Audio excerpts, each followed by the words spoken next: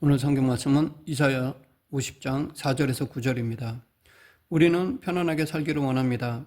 우리가 수고하고 노력하며 살아가는 이유가 앞으로 더 편안한 삶을 살려고 하기 때문입니다. 특히 부모의 입장에서는 자식들이 큰 어려움 없이 살기를 바랍니다. 하나님도 당신의 자녀들이 편안하고 행복하게 살기를 바라실 것입니다. 그러나 현실은 우리의 기대와 다릅니다. 아무리 신앙생활을 잘해도 고난을 피해갈 수 없습니다. 간혹 우리는 신앙생활을 잘해온 성도가 큰 어려움을 당하거나 아니면 일이 잘 되지 않고 계속해서 어려움을 당하는 상황을 보기도 합니다. 혹은 의롭게 살아가는 성도가 오히려 고난을 당하는 것을 보기도 합니다.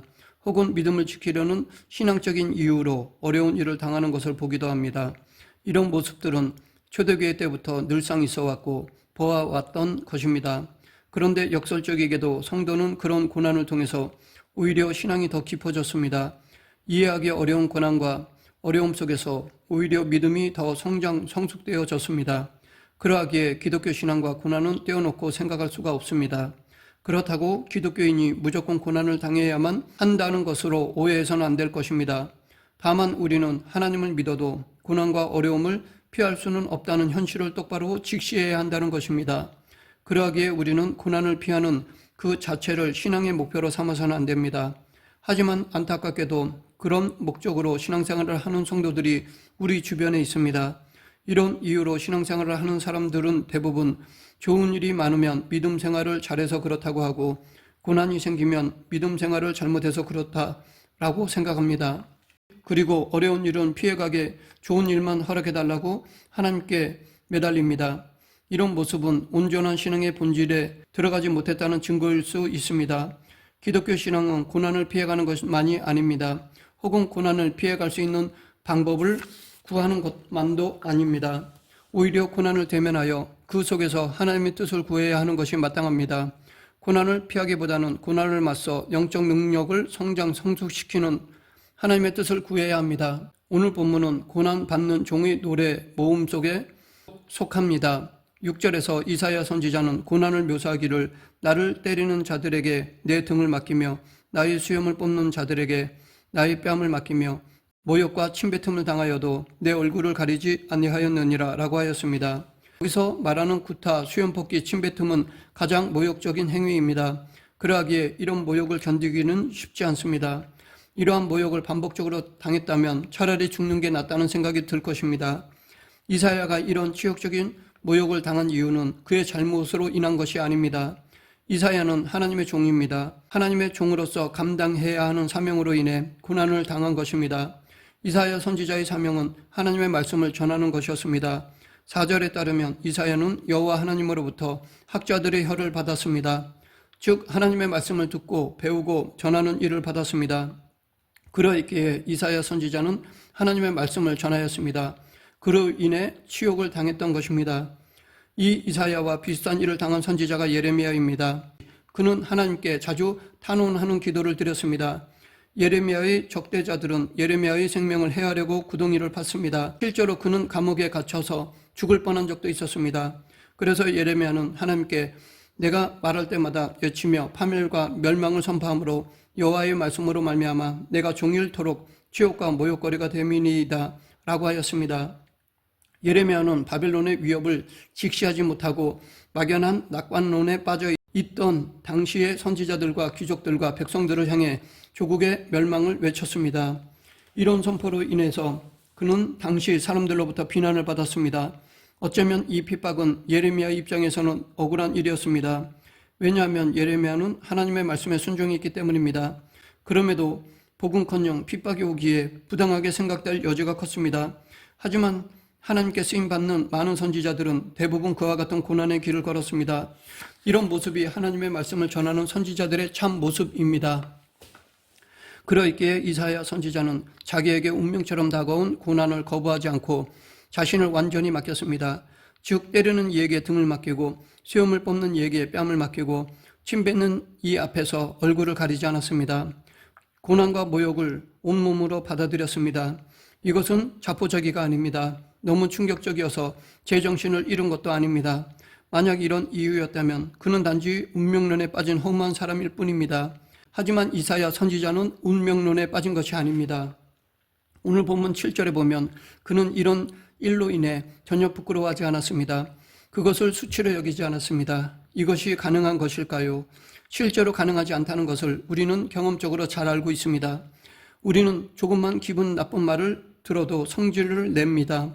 억울하다고 생각되면 어떻게 해서라도 그 억울함을 풀려고 반응을 보입니다. 남에게만이 아니라 가족에게도 비슷합니다. 조금이라도 이런 일이 발생하면 신경을 날카롭게 세우며 대항합니다. 선한 일에, 거룩한 일에, 하나님의 일에 있어서 이렇게 날카로우면 좋겠지만 대개는 자기의 이해타산에 예민하고 날카롭습니다. 물론 이사야 선지자는 우리와 똑같은 성정을 가진 사람입니다. 절대로 그는 천사가 아닙니다. 화가 날 때도 있었고 분해야 할 때도 있었을 것입니다. 억울하게 미움을 받을 때마다 그도 우리와 똑같은 마음이 들었을 것입니다. 그러하기에 오늘 본문 6절에서의 모습은 매 순간이 아니라 전체적인 방향에서 그렇다는 뜻입니다. 이사야 선지자도 순간 분하고 화가 나서 괴로웠지만 그러다가도 결국은 이런 방향으로 나간 것입니다. 그러하기에 이 진술은 그의 신앙 고백이기도 한 것입니다. 혹은 그렇게 되고 싶다는 희망이기도 한 것입니다. 실제로 하나님을 믿고 산다는 것은 단숨에 엄청난 영적 경지에 이루는 것이 아니라 조금씩 천천히 그분을 닮아가는 과정이라 봅니다. 이사야의 이 고백에 그런 과정이 담겨 있습니다. 그런 과정을 통해서 이사야 선지자는 자신에게 주어진 고난을 잘 버텨낼 수 있었던 것입니다. 그리고 우리는 그가 선포한 말씀들을 하나님의 말씀으로 받아들입니다. 또한 이사야 선지자가 했던 고백이 우리의 신앙 고백이 되어야 할 것입니다. 이사야의 신앙적 삶과 과정에서 중요한 것은 그는 자신의 인격과 의지에 의존한 신앙생활이 아니라 하나님을 경험한 것을 토대로 한 신앙생활이었다는 것입니다. 이것은 선지자와 일반 선생들과의 차이점이기도 합니다. 선지자들은 세상에 가치 있는 가르침을 전하는 데 관심이 없었습니다. 오직 하나님을 경험한 것에 매달렸습니다. 선지자들이 주변 상황이나 여건에 휘둘리지 않고 하나님이 주신 길을 걸어갈 수 있었던 이유도 바로 하나님을 경험했기 때문입니다. 그래서 이사야는 오늘 본문 8절에서 나를 의롭다 하는 이가 가까이 계시니 나와 다툴 자가 누구냐? 나와 함께 설지어다. 나의 대적이 누구냐? 내게 가까이 나올지어다 라고 하였던 것입니다.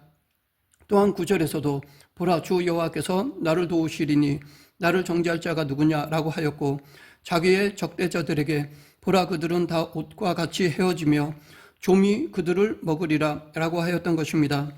그런데 여기서 우리가 이 말을 여호와께서 적대자들을 파멸시키고 이사야를 지켜주신다고 오해해서는 안 될 것입니다. 당시 이사야를 비난하고 궁지로 몰아넣으려는 적대자들은 쉽게 무너지지 않았습니다. 이것은 오늘도 마찬가지입니다. 악은 인류 타락 이후 언제나 기세가 등등하였습니다. 오히려 악이 불의한 시대에 사는 사람들에게 의처럼 행세하기도 합니다. 그러하기에 아마 이사야 선지자가 죽을 때까지도 적대자들의 기세는 등등했을 것입니다. 여기서 이사야 선지자가 그들을 가리켜 옷처럼 헤어진다라고 말한 것은 적대자들에게만 해당되는 말이 아닙니다. 이것은 그들만이 아니라 모든 인간에게 해당되는 말입니다. 모든 인생은 다 옷처럼 헤어집니다. 좀이 먹힙니다. 아무도 이것에서 벗어나지 못합니다. 적대자들을 향한 이사야의 경고는 하나님을 믿지 않는 사람이나 믿는 사람 또는 선한 사람이나 악한 사람 모두에게 일반적으로 적용되는 말씀입니다. 그러하기에 지금 이사야 선지자는 누가 이기고 지느냐, 누가 잘나고 못났냐 하는 차원에서 말하는 것이 아닙니다. 아무리 승리하고 잘 되어도 결국 옷처럼 해지고 좀이 먹힐 것이기 때문입니다. 여기서 이사야 선지자는 여호와가 가까이 계신다, 그리고 여호와께서 나를 도우신다라는 사실에 집중시키고 있는 것입니다. 왜냐하면 하나님만이 옷처럼 해지거나 좀에 먹히는 운명에서 벗어나게 하는 생명의 주인이기 때문입니다. 바로 그 하나님이 나와 함께 하시고 나를 도우신다는 것을 알고 있기 때문에, 그리고 그것을 경험했기 때문에 적대자들의 모욕을 그대로 받아들일 수 있었던 것입니다. 이런 인식과 경험이 없으면 우리는 세상 방식으로 계속 싸우면서 인생을 허비하고 말 것입니다. 애처로울 정도로 애쓰고 수고했는데 손에 남은 것은 해지고 좀이 먹은 옷뿐일 것입니다. 이것을 얻으려고 인생을 살아갈 수는 없습니다. 그리고 이것으로는 결코 고난을 직면할 수 없습니다. 여기에 머물면 끊임없이 불평하고 뭔가 더 좋은 것을 얻어보려고 몸부림칩니다. 적대자들과 얼굴을 붉히며 싸울 수밖에 없습니다. 악순환에서 벗어나지 못합니다. 우리가 지금 이런 태도로 세상을 살고 있다면 우리는 하나님을 바라보아야 할 것입니다. 그리고 하나님이 나와 함께 하시고 도우신다는 것을 기억해야 할 것입니다. 이사야 선지자는 다른 차원에서 삶을 이해했습니다. 사람들과의 다툼이 아니라 하나님과의 관계에 충실하는 삶이었습니다. 사람에게 인정받는 것이 아니라 하나님에게 인정받는 것에 집중하였습니다. 오늘 본문 8절에서 그렇게 말하고 있습니다. 나를 의롭다 하시는 이가 가까이 계시니. 이사야 선지자는 여호와 하나님으로부터 의롭다고 인정받았기에 다른 사람들로부터의 불인정, 모욕, 왕따 등을 당하는 것에 크게 요동하지 않을 수 있었습니다. 그러면 이사야 선지자가 체험한 여호와 하나님이 가까이 계시고 도우신다는 것은 무엇을 의미하는 것일까요? 여기서 가까이 계시다라는 말은 하나님을 감각적으로 확인할 수 있다는 뜻이 아닙니다. 하나님은 감각의 대상이 아닙니다. 눈에 보이지 않고 만질 수도 없습니다. 하지만 인간의 감각으로만 알 수 있는 존재만 있는 것이 아닙니다. 마치 공기도 보이지 않지만 존재하는 것이 분명하듯이 하나님도 보이지 않지만 분명히 존재하십니다. 또한 우리는 하나님이 존재한다는 것을 그분의 우주 만물의 통치에서 경험할 수 있습니다. 마치 바람이 눈에 보이지 않지만 그 움직임으로 경험할 수 있는 것과 같습니다. 혹은 어떤 사람은 봄에 만물이 새로워지는 것을 보고 그것을 경험할 수 있을 것입니다. 어떤 사람은 도저히 견딜 수 없는 고통과 고난 가운데서도 내면 깊은 곳에서부터 솟아나는 평강을 경험할 수 있을 것입니다. 사람들마다 각각의 경험이 다를 수 있습니다. 그러나 분명한 것은 이들 모두 하나님의 생명의 능력으로 경험한다는 사실입니다. 이것을 아는 사람은 여호와 하나님이 가까이 계시다는 사실을 인정하게 됩니다. 서두에서 오늘 본문이 고난당하는 종의 노래에 속한다고 하였습니다. 이런 노래는 초대교회 성도들에게 특별한 의미가 있었습니다. 그들은 고난당하는 종이 바로 예수님이라고 생각했기 때문입니다. 예수님은 자신에게 닥친 십자가의 죽음을 마치 도살장에 끌려가는 어린 양처럼 순순히 받아들이셨습니다. 오늘 본문 6절이 묘사하고 있는 그대로의 모습이었습니다. 죄가 없는 자가 십자가에 처형당한다는 것은 억울한 일입니다. 불의한 재판이라고 저항할 수도 있었을 것입니다. 그러나 예수님은 자기를 그대로 내어주었습니다. 왜냐하면 예수님은 여호와 하나님이 가까이 계시다는 것을 알고 있었기 때문입니다.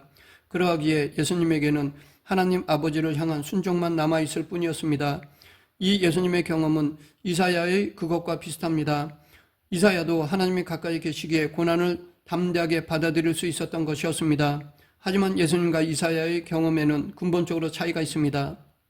이사야는 여호와 하나님이 가까이 계시다는 사실을 경험했지만 예수님은 하나님과 하나이셨습니다. 즉 예수님은 하나님의 아들이셨습니다. 그리고 초대교회 성도들은 이 십자가 사건이 바로 인류 구원의 길이라고 믿었습니다. 오늘 우리도 그들과 똑같이 믿어야 합니다. 그리고 그 십자가의 길을 우리도 걸어가야 할 것입니다. 하나님이 우리와 가까이 계시다는 것을 체험해야 할 것입니다. 말씀을 맺겠습니다. 예수님은 사람들로부터 버림을 받았습니다. 능력을 받았습니다. 십자가는 고독의 끝자락이었습니다. 하나님으로부터도 철저히 버림받은 절망의 자리였습니다. 그러나 그 자리가 바로 하나님이 가까이 계신 자리였습니다. 이사야 선지자도 이렇게 하나님이 가까이 계셨기에 어떤 고난과 역경도 이겨냈습니다. 우리도 억울하고 분통하고 괴로운 상황에서도 낙심하지 않고 살아갈 수 있는 이유가 바로 하나님이 나와 함께 계시기 때문입니다. 그리고 나를 도우시기 때문입니다. 우리 하나님은 임마누엘이심을 늘 기억하며 살아가는 저와 여러분이 되길 간절히 축원합니다. 기도하겠습니다. 생사화복을 주관하시는 하나님 아버지, 어떤 어려움이나 고난, 핍박에서도 하나님이 우리와 함께 하심을 믿고 신앙을 지키는 그리스도인이 되게 하여 주시옵소서. 예수님 이름으로 기도드립니다. 아멘.